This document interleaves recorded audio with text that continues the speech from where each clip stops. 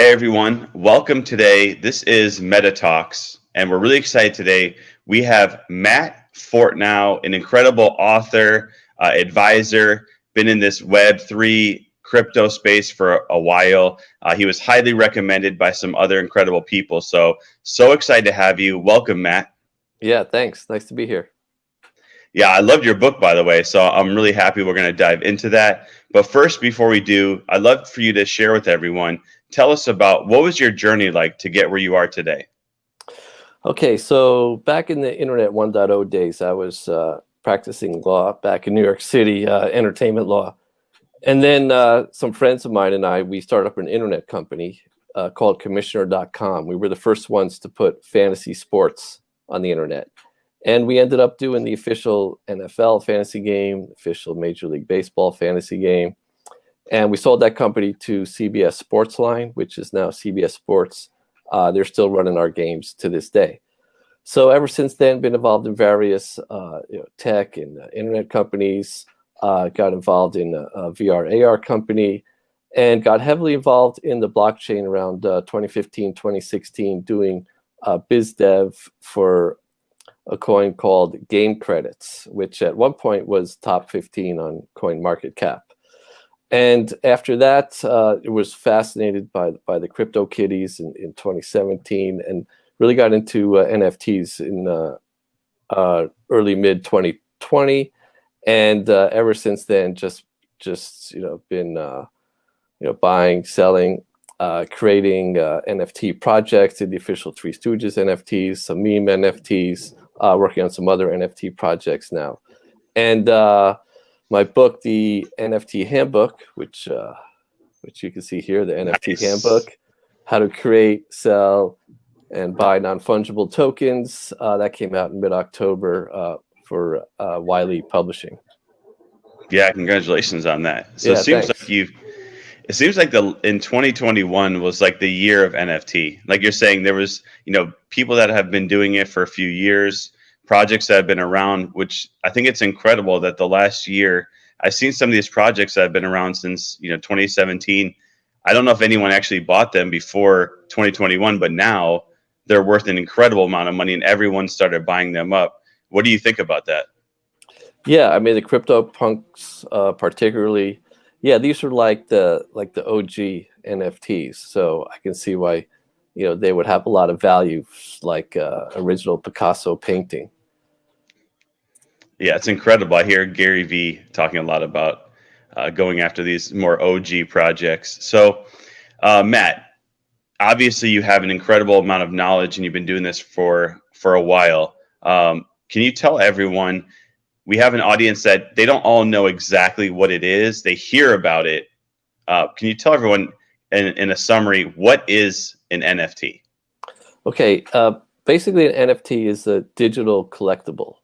So it could be some type of, for example, like artwork or sound file or 3D object that is tied to the blockchain. Now, because of the blockchain, you can authenticate who created the NFT, who owns the NFT, and the whole chain of title from the creator to the current owner of the NFT. And that's what gives the NFT the scarcity, the authenticity, and ultimately the NFT's value. Now, when I say blockchain, what I'm talking about is the technology that is really the foundation of all cryptocurrencies. So, for example, Bitcoin, there's, I don't know, 18 something million Bitcoins in circulation, right? But think of an NFT like a cryptocurrency, except there's only one. So there's only one of that currency in existence, and that's why they're called NFTs. The NF is non-fungible. So a non-fungible meaning it can't be easily traded for something something of like kind. So for example, like dollars are fungible. I give you $5 bill, you give me 5 ones back. Diamonds are non-fungible because every diamond is unique, color, clarity, cut, and all that. So each NFT is unique.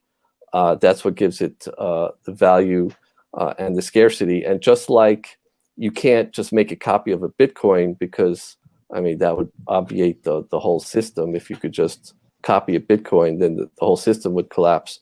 Similarly, you can't copy an NFT. So that's where the rarity and the scarcity and value of the NFT comes in. Amazing. Wasn't a great definition, by the way. Thank you for that. I like how we've talked to a lot of people, and sometimes people give different. It's almost like a personalized definition. So thank you for getting more into the technical side on that. So you had mentioned like CryptoPunks, for example. Since there's many of them, does that mean each individual one is a separate NFT? That's correct. Each CryptoPunk is a separate NFT, and each one is unique. No two CryptoPunks are alike. Got it. So that makes sense why there's the rarity and the value of ones differ from the value of others.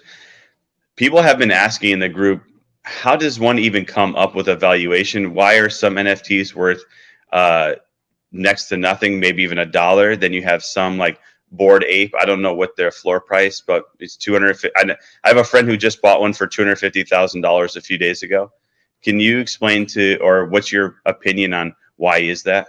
Okay, I mean, last time I checked the Bored Ape floor price, I think it was 79 ETH, which is pretty incredible if you think about it. So Bored Apes have achieved what we call blue chip status, and the reason the value are so high because of the community that they built and the people that they've been able to bring on board to get Bored Apes. So it's really creating a lot of FOMO, fear of missing out, where now a lot of celebrities are on board buying Bored Apes.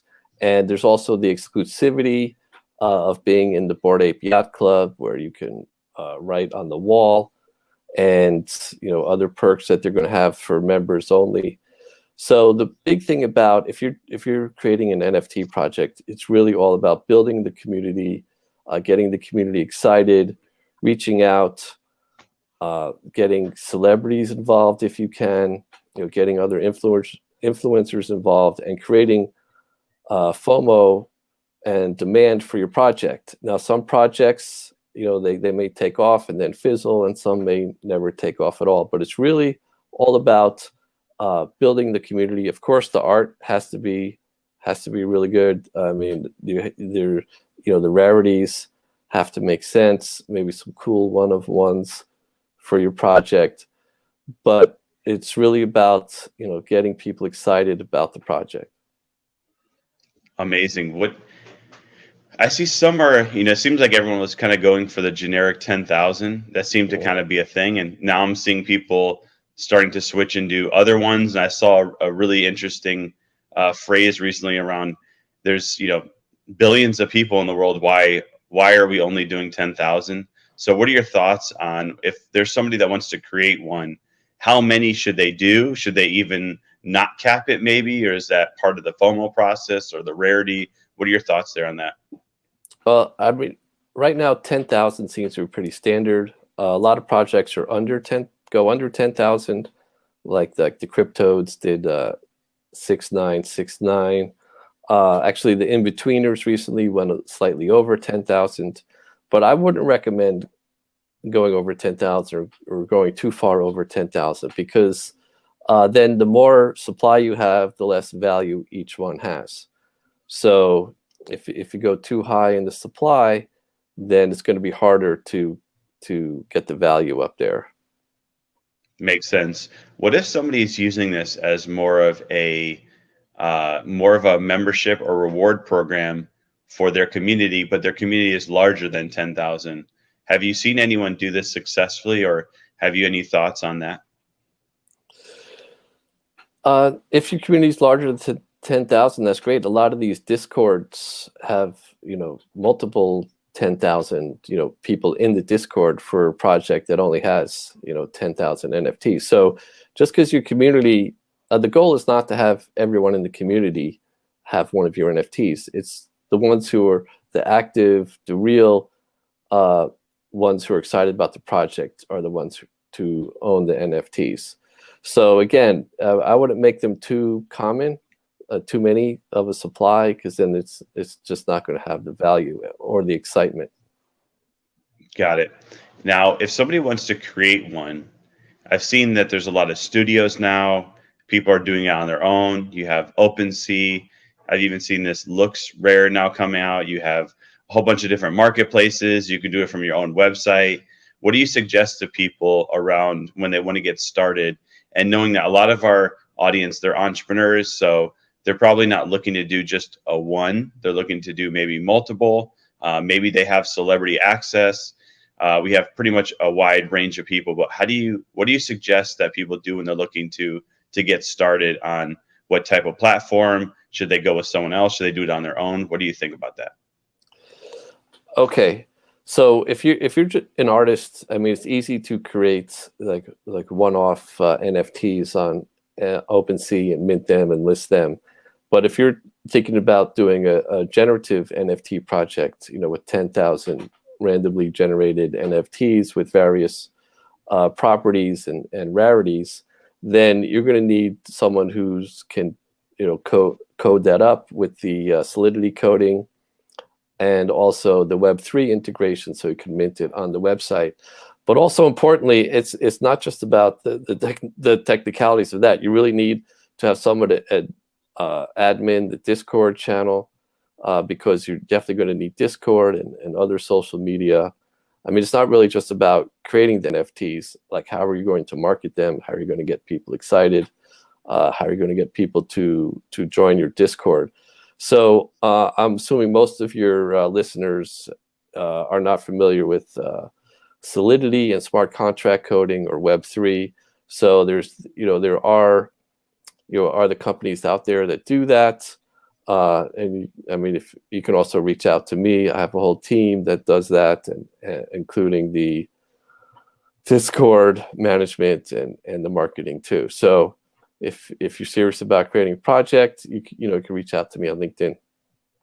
Oh, great. So before we move to the next question, how can people reach out to you? What's the best way, besides purchasing the book, of course, which I know you can get on Amazon? And is that book sold in stores too? Yeah, sold in stores, Barnes & Noble, other bookstores. They're selling it in airports. And of course, like you mentioned, Amazon and Audible too, if you just want to listen. I got the Audible, by the way. Oh, cool. It's very good. So sorry, tell us. So besides LinkedIn, is there another place that people can reach out to you? Yeah, you can reach out to me on Twitter at Matt Fortnow, or Instagram at Fortnow Matt. Excellent. Thank you, Matt. This is great stuff. It seems like people might have the impression that you just launched the NFT, but not realize that it's really basically like you're creating a new startup. You need the right team, need the right community, need the right employees to manage the community, the Discord, your social. You need to understand how to market and sell. And I've seen a few projects where I don't think they thought through the actual marketing standpoint. They thought people would just buy it. And then I've seen them flop, even ones from celebrities who launched, which is quite fascinating. So can you explain, when you're looking to buy an NFT, why buy and what do you look for? Okay, I look for the size, how many people are in the Discord, the engagement that's going on in the Discord, what kind of social media reach out they're doing, whether, like, who's involved, if there's any big names involved, celebrities.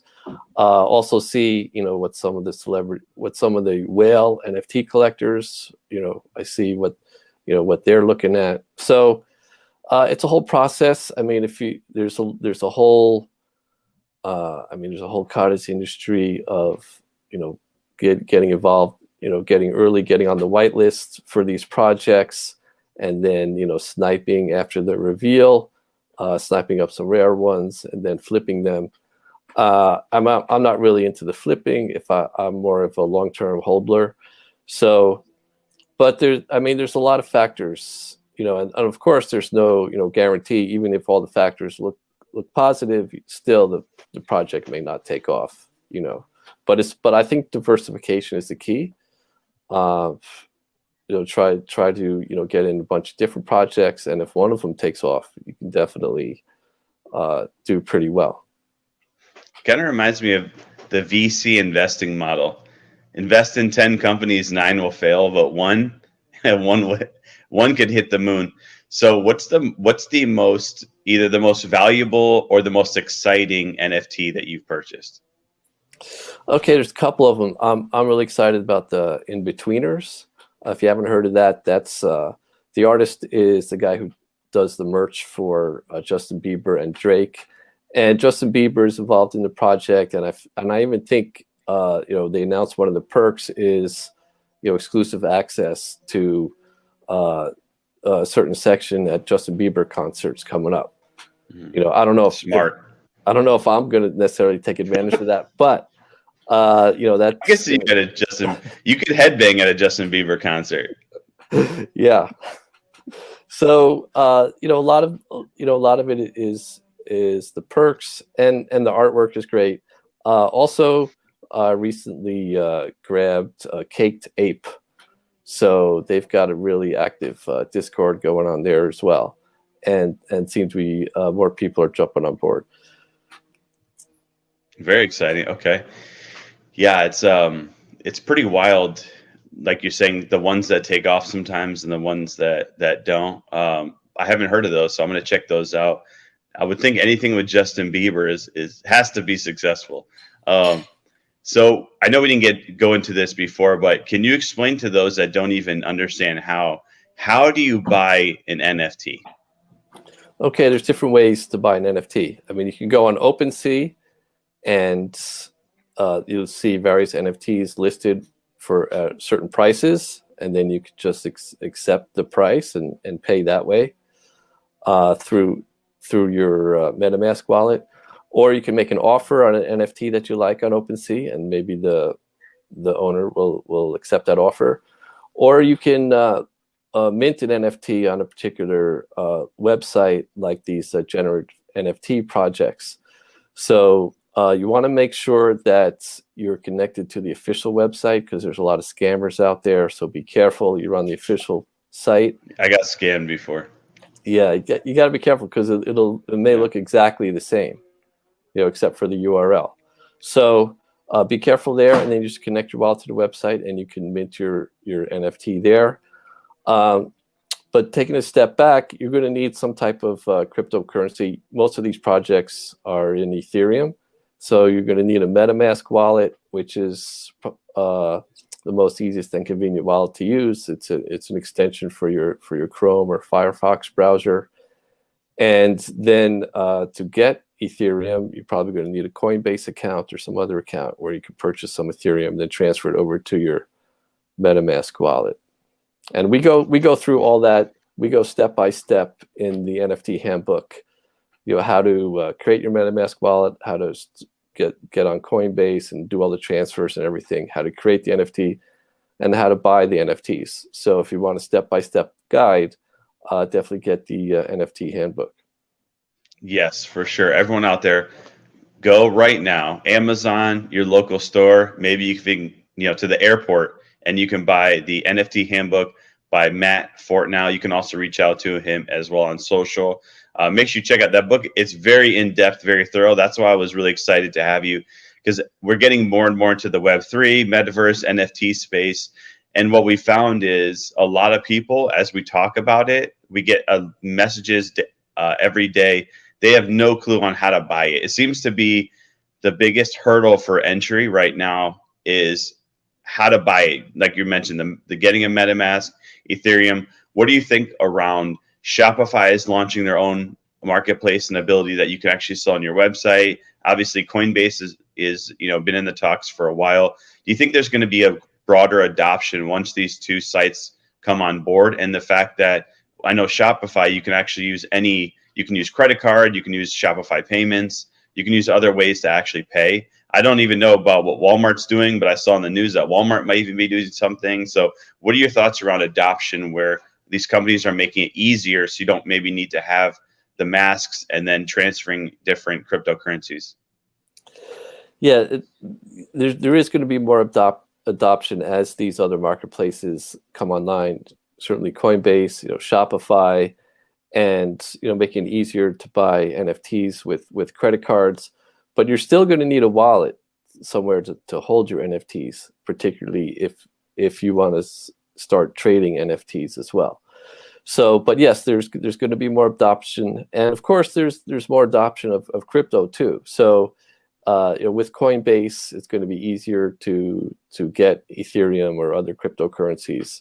So people are going to get more and more used to using cryptocurrencies. Certainly, the younger generations already are, and also, a lot of people start hearing about NFTs now, and they think, "Oh, I missed the boat." No, this is still the very early stage, so it's not too late to jump in. You're still early, and there's still a lot of projects out there where there's a lot of potential, and certainly ones that haven't even come out yet. Yeah, it seems like everybody. I mean, you have Adidas, Nike, big companies now, or like I was mentioning, Walmart is talking about it. So you have big companies that are jumping into the NFT craze right now. But I find it fascinating as to the use cases for NFTs beyond art. I know there's a lot of talks within real estate, like you mentioned, the smart contract. I know you were an attorney. Do you see with the smart contracts that there'll be less and less need to have somebody else getting involved with those? Or do you see the opposite as we go forward, where people can use this instead of purchasing the art? Maybe they're just purchasing a product or service from the person one-on-one, not even about the art, just more about having the smart contract there on the blockchain, having the transparency. Any thoughts around that? Sure. No, I see the smart contracts becoming more prominent, particularly with not needing lawyers. I mean, smart contracts can be used for lots of functions. But I mean, one right now, there are NFTs that verify a license for software. So there's, say you want to use a certain piece of software, you can connect your NFT, and then it knows that you are able to use the software. So things like that. Also, like I foresee in the future, like every concert ticket, every sporting event ticket is going to be an NFT, because right now you have the issue when you go to a show or the game. There's scalpers buy up a whole bunch of tickets, and then they sell them way over the original price, and the scalper makes all the profit on that.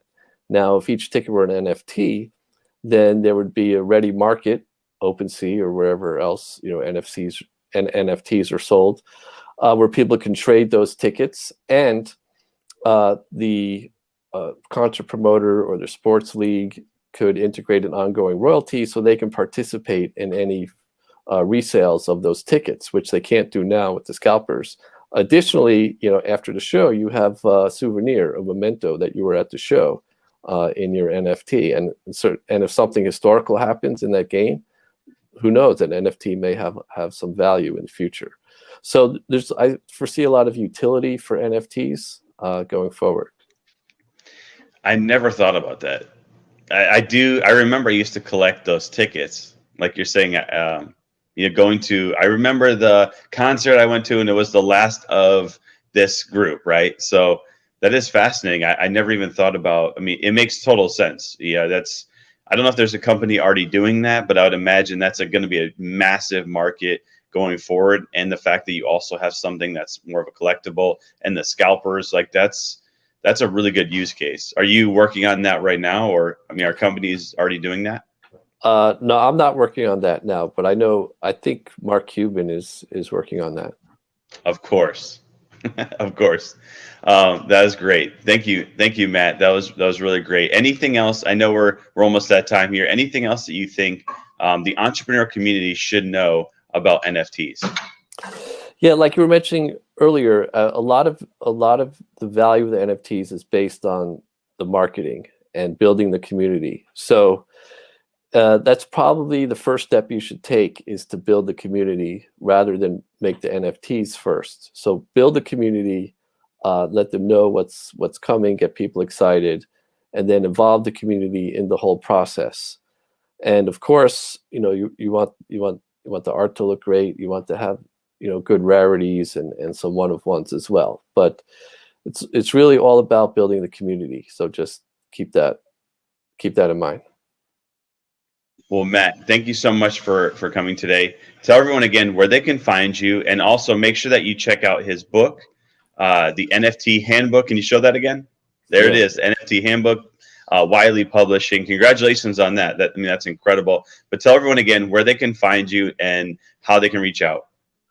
Yeah, find me on LinkedIn. Reach out there. You can find me on Twitter at Matt Fortnow and Instagram at FortnowMatt. Thanks again, Matt. Appreciate it.